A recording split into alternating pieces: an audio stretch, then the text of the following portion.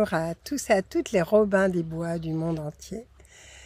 Moi, je suis très heureuse d'être avec vous, parmi vous, de savoir que vous êtes là et qu'il y a plein d'actions que vous êtes en train de faire. Il y a une dame qui m'a envoyé il n'y a pas longtemps un petit mail en disant « Ah, mais moi, j'ai ramassé des livres dans une poubelle, j'ai réussi à les mettre dans un EHPAD pour que les personnes âgées puissent lire, enfin, etc. » Peu importe. Ce sont des actions qui mettent comme un petit grain de lumière quelque part. Et ça, c'est chouette. Et puis, il y a des personnes qui me disent « Ah, mais vous savez, quand je les croise, qui me disent « Nous aussi, on est Robin des Bois. » Et je me dis, c'est comme une grande famille, donc c'est super. Quel que soit le pays, d'ailleurs.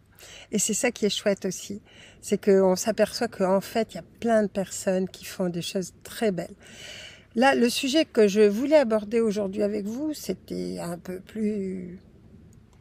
moins drôle peut-être. C'est au sujet de l'euthanasie. Parce que quand même, il se passe des choses dans nos pays, enfin en tout cas dans nos pays, oui, en tout cas en Europe, qui sont complètement aberrantes. Alors d'accord, on a mis la possibilité de l'euthanasie, mais maintenant je vois des vidéos où on est en train de faire sur une jolie musique, de montrer comment une personne dépressive va pouvoir aller jusqu'à l'euthanasie. Et qu'en fait, il y a des lois qui sont en train d'être mises en place. Je ne sais pas si elles sont déjà faites ou pas encore, mais vous allez voir dans les reportages, qui font que si on empêche une personne d'aller vers l'euthanasie, à ce moment-là, on est passible de prison, d'amende. Ça paraît incroyable. Il est évident que ça a toujours existé, le fait que quand quelqu'un souffre trop, on lui donne des médicaments en sachant très bien que ça peut raccourcir sa vie. Moi, ce qui s'est passé, c'est que justement, c'était une question qui me préoccupait. Je me disais, mais qu'est-ce que ça fait? Est-ce que c'est un suicide? Enfin, c'est un suicide assisté, mais est-ce que ça va avoir des conséquences sur d'autres plans? Ça peut bien sûr avoir des conséquences, on ne sait pas encore lesquelles. Et je ne sais pas s'il y en a parmi vous qui ont lu mon livre Rupture de contrat sur le suicide. Ben vous allez voir qu'il y a une personne qui un jour m'a écrit « C'est dégoûtant ce que vous avez écrit parce que toute ma famille, quand il y a une impasse, se suicide.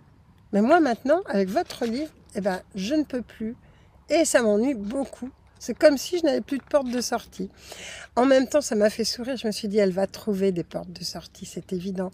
Mais c'était une réaction, vous voyez, particulière par rapport au suicide. Et c'est important vraiment, si vous l'avez ce livre, relisez-le attentivement, vous allez voir. Quelquefois, c'est juste au dernier moment qu'on guérit une histoire avec notre âme, une histoire avec notre vie, et qu'on n'a plus besoin d'y revenir. Alors maintenant, dépressif, je trouve ça complètement aberrant, dans la mesure où, quand il y a une personne dépressive, ben, on peut être dépressif parce qu'on a perdu quelqu'un, parce qu'on a été quitté, parce qu'on a perdu son travail, enfin peu importe, parce qu'on est malade. Il y a mille et une occasions d'être dépressif. Mais la dépression, on s'en sort. Et est-ce que c'est une raison d'aller vers un suicide assisté? Donc c'est toutes ces questions que je vous pose, parce que pour moi, effectivement, il manque quelque chose, il manque une humanité, quelque chose de beau. Alors, je disais que j'ai parlé avec un oncologue connu il y a plusieurs années, quand justement je me disais, mais jusqu'où on peut aller dans ces histoires-là? Et cet oncologue me disait, mais moi, il y a des personnes qui effectivement ont un cancer et qui souffrent et qui me disent, mais docteur, faites quelque chose, mais administrez-moi quelque chose qui fasse que je parte. Et il leur disait, écoutez, moi, ça n'est pas dans mes convictions, ni dans ma religion. Et donc, ce que je vais faire, par contre, je vais mettre à côté de vous une fiole que vous pourrez prendre si vous voyez que vous allez trop mal. Et cette fiole vous fera partir. Et il a ajouté, dans tout mon service, jamais personne ne l'a prise. Parce que les gens étaient rassurés, ils savaient que si vraiment ça se passait trop mal, s'ils ne supportaient plus, ils avaient cette opportunité Ceci dit, à ce moment-là, personne n'en a eu besoin et personne ne l'a prise. Alors, ça ne veut pas dire, effectivement, qu'on n'est pas aidé. Mais quand vous voyez la façon dont on a aidé, alors le dernier scandale, enfin la dernière chose un peu dure quand même, il y a même des amis qui ne voulaient pas me croire quand j'ai raconté. En Belgique, il y a une femme jeune quand même, d'une quarantaine d'années, même pas, qui avait un cancer en phase terminale et qui s'était dit je vais passer le reste de mes jours avec ma famille. Quand c'est devenu trop dur, elle a demandé l'euthanasie. Le problème, c'est que le médecin qui lui a administré l'euthanasie n'a pas pris de dose assez forte. Et cette femme, il la voyait souffrir encore plus. Devant ce désarroi, enfin je suppose que tous les deux étaient en plein désarroi, il a pris un coussin, il a étouffé la personne. Maintenant, évidemment, il y a un procès là-dessus. Et ceci dit, jusqu'où est-ce qu'on va aller dans la vie? Est-ce que la vie est importante? Et j'ai mis justement en lien un lien sur YouTube de alors attendez, son nom c'est de Louis Bouffard.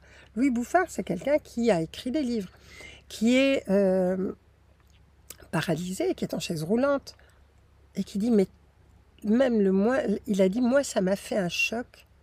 Il a dit, c'est comme quelque chose de... Ça a été terrible pour moi d'entendre cette loi, et la façon dont elle était prise, la façon dont elle passait, parce qu'il dit c'est comme si on nous éjectait de la société. Nous ne sommes plus utiles, enfin notre corps s'est détruit de plus en plus. Et pourtant, il dit en moi et en d'autres bien sûr, il y a la vie qui continue. Et il dit moi j'aimerais la vivre jusqu'au bout. Et c'est un témoignage touchant. Je veux dire c'est vraiment touchant.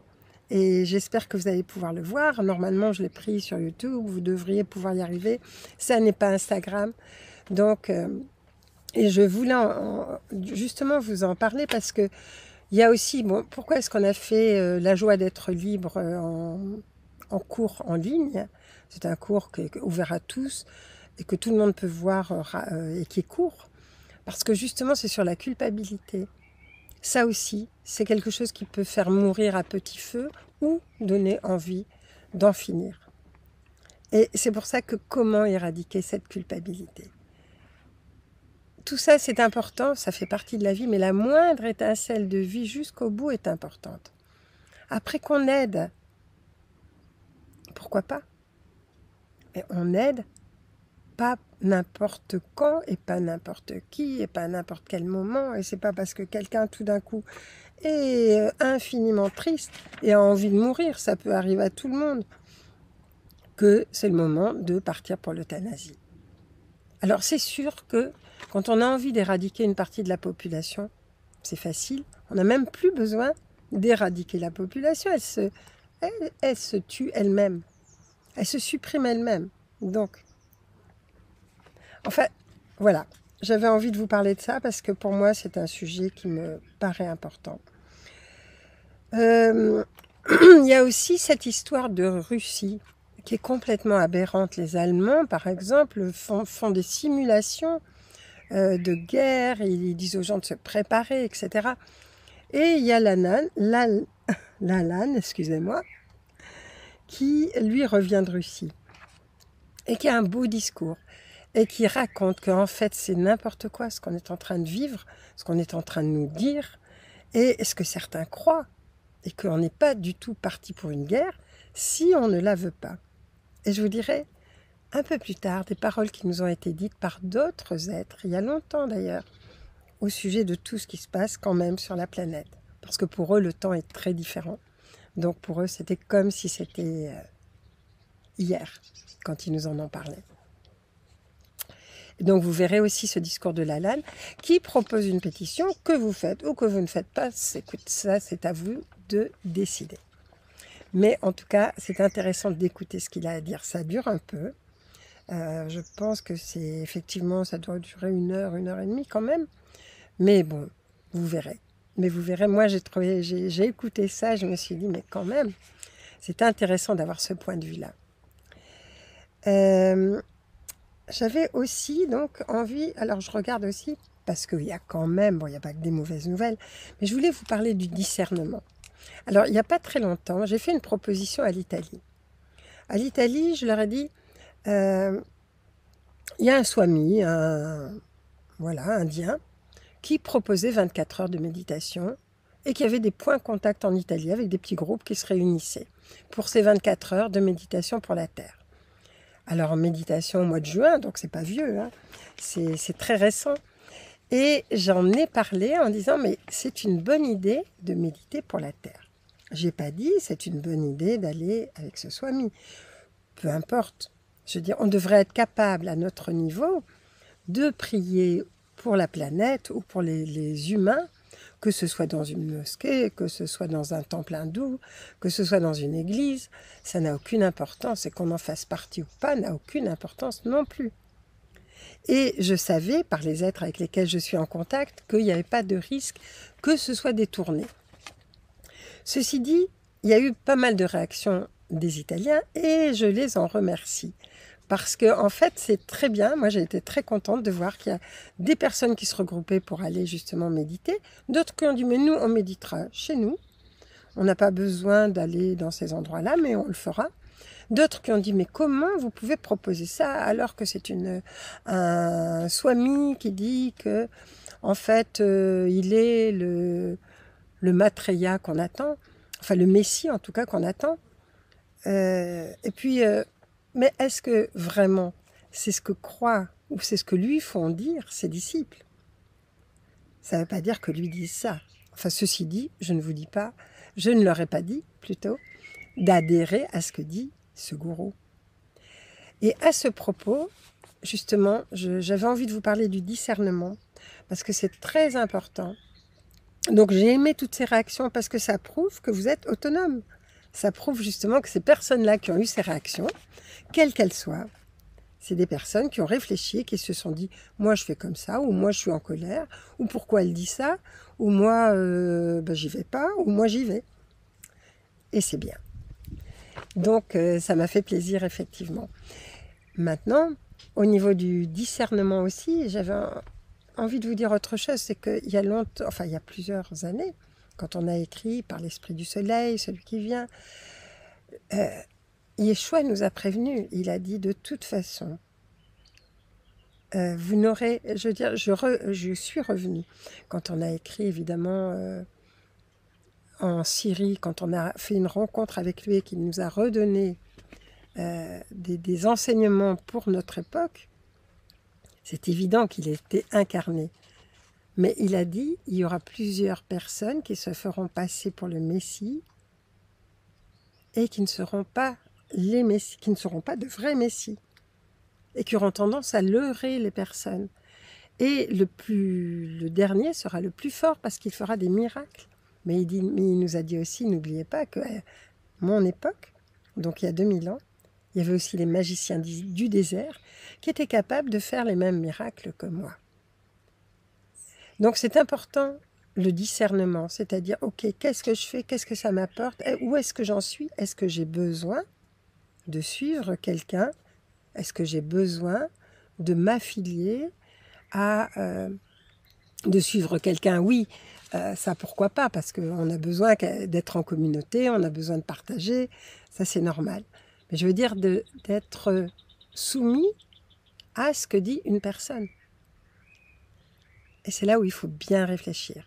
Parce que les tentations, nous allons en avoir beaucoup dans les prochaines années, dans les prochains mois et prochaines années qui viennent. D'autant plus ce sera difficile et d'autant plus il y aura des tentateurs. Et vous allez voir. Donc je vous préviens. Et je voulais justement, je terminerai plutôt là-dessus, sur justement ce que des êtres avec lesquels on a été en contact il y a quelques années nous ont dit à ce sujet. J'avais envie aussi de vous parler de cette stupidité des gens qui ont beaucoup d'argent et qui chassent n'importe comment. On a retrouvé des squelettes d'animaux protégés, de races protégées, dans des domaines de chasse de Bouygues, par exemple. Donc c'est de la folie. Je veux dire, le monde est fou, mais il est fou avec quelques-uns. Ceci dit, ce ne sont pas nos gouvernants qui en fait sont fautifs. On est chacun responsable de ce qui émane de nous, de ce qu'on va dire, de nos paroles, de nos actes et surtout de nos pensées, parce que la terre est malade de la pensée des hommes. Et ça, c'est vraiment quelque chose à retenir. Et contrôlons simplement, ou disons, faisons attention à notre vocabulaire. Le vocabulaire de peur n'a pas besoin d'exister. Il entraîne la peur. Ceci dit, bon, bien sûr, il y a des mots qu'on va employer, mais il y a des mots qu'on n'a pas besoin d'employer. Alors, dans tout ça, il y a donc voilà, le discernement. Il y a Cyril Dion aussi qui parle de boycott. Et je trouve ça intéressant parce que j'en ai parlé plein de fois.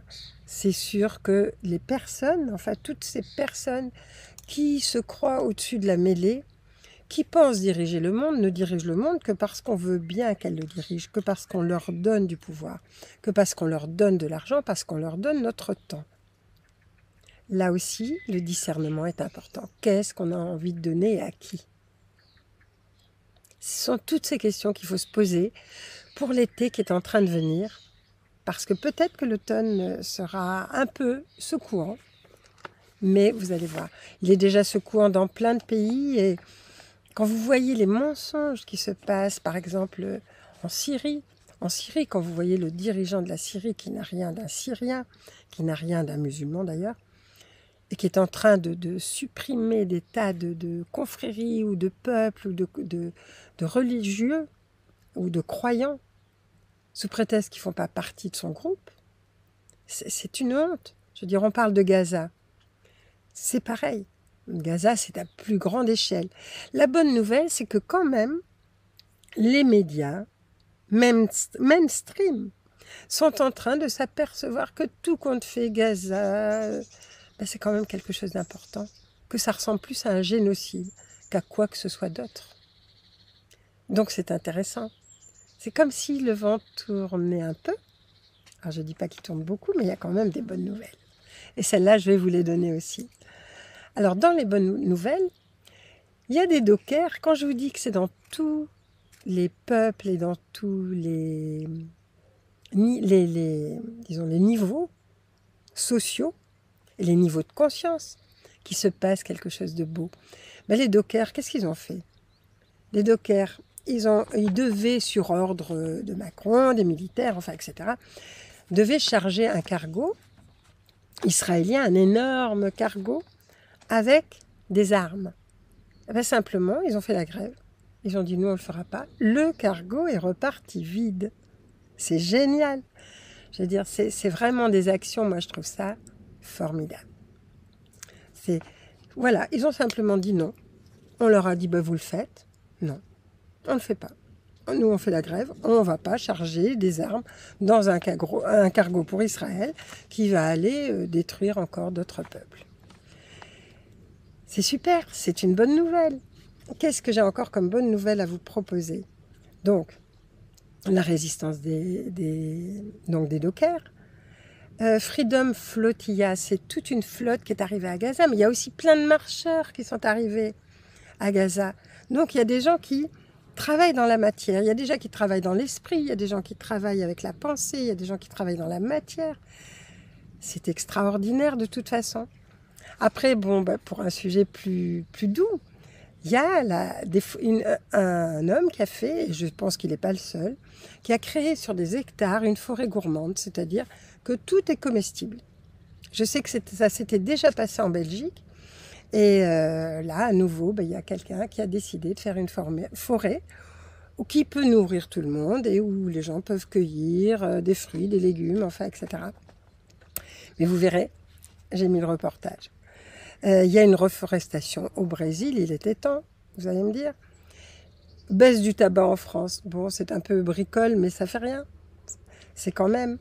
Et il y a un milliardaire qui a racheté des terres en Amazonie pour à nouveau, protéger la forêt et les animaux. Enfin, un milliardaire qui fait quelque chose de chouette. Ça fait plaisir. Donc après, eh ben, écoutez, je vous ai fait 2 petits cadeaux rigolos, quoi, pour que vous profitiez bien de la vie. Vous allez voir. Et j'avais envie de terminer justement ce Robin des Bois, en fait, parce que bon, bah là, il n'y a pas que des bonnes nouvelles, mais quand même, avec ce qui m'a été, enfin ce qui nous a été dit, l'avenir de la Terre ressemble à celui de vos âmes. Alors, vous allez dire, ok, alors peut-être, mais comment sont nos âmes?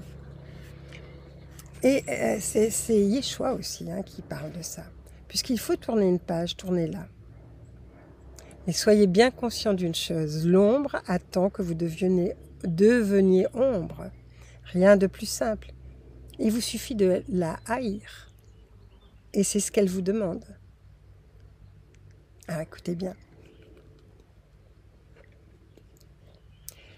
Ensuite, je vais vous donner quelques phrases comme ça, juste pour que vous puissiez y penser pendant votre été.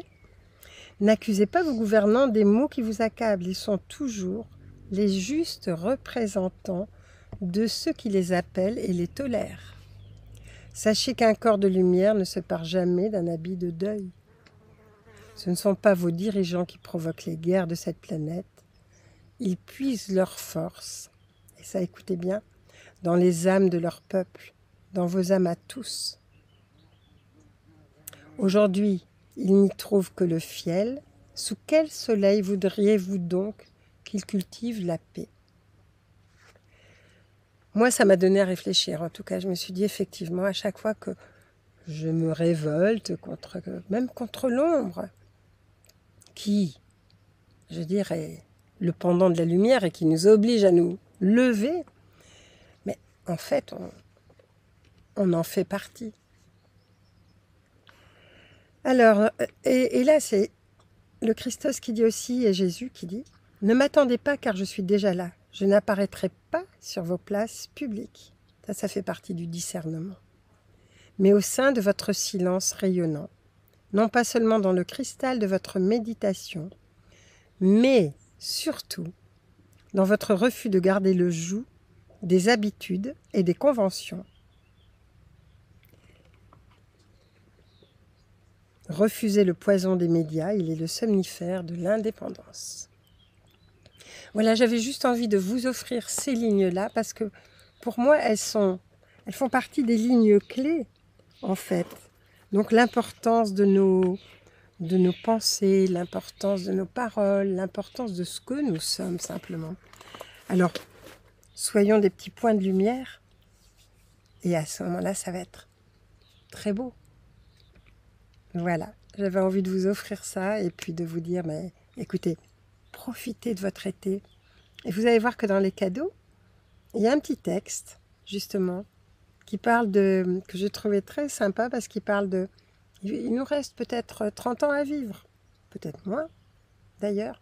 Qu'est-ce que ça veut dire 30 ans? Vous allez lire et vous verrez, pour ceux qui ne l'ont pas encore fait. En tout cas, je vous souhaite de belles vibrations, et puis de trouver des moments de joie, de répandre de la joie autour de vous. Et vous allez voir.